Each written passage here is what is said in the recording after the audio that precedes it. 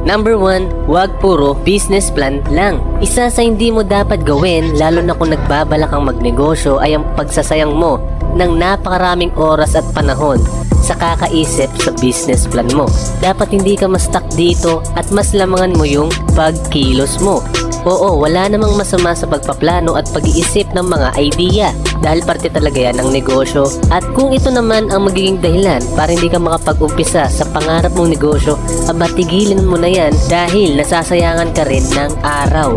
Mas maganda pang ituloy-tuloy mo na yung paggalaw mo. Maghanap ka na ng pwesto kung need mo. Kumausap ka na ng mga supplier, magtanong-tanong ka na sa mga tao, unti-unti ka na bumili ng mga materyales at mga produkto. Ganun dapat. Huwag yung puro pangangarap lang at pag-iisip lang na sa sobrang kakaisip mo ay wala ka ng tuluyang nagawa. Number 2, huwag mong ipagkatiwala lahat. Dahil sa negosyo, mahalaga na alam mo yung nangyayari, yung mga proseso. Kumbaga kahit papaano dapat mausisa ka rin. Number 3, huwag kang manloko. Ito talaga ang hindi mo dapat ginagawa sa business mo. At yun ay yung manloloko ka ng tao para kumita lang ng pera or para makalamang ka sa iba. Number 4, alamin kung kikita ka ba talaga.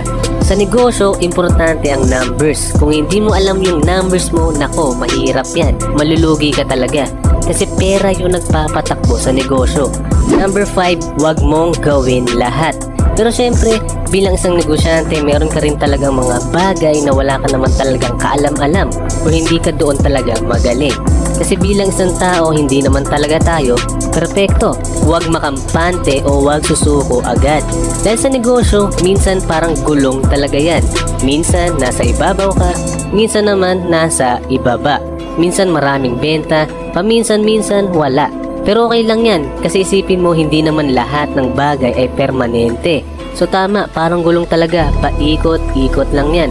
Hindi porket malaki ang kinikita mo ngayon ay panghabang buhay na yan na hindi ka na maghihirap pa. Hindi rin naman porket wala ka ng benta ay habang buhay ka ng walang benta.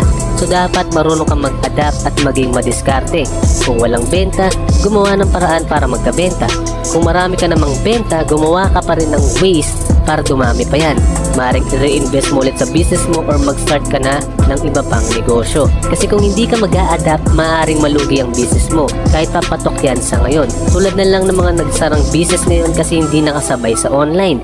Meron din hindi gumawa ng iba pang pagkakaitaan kaya nalugi na ng masalanta ng mga sakuna at aksidente.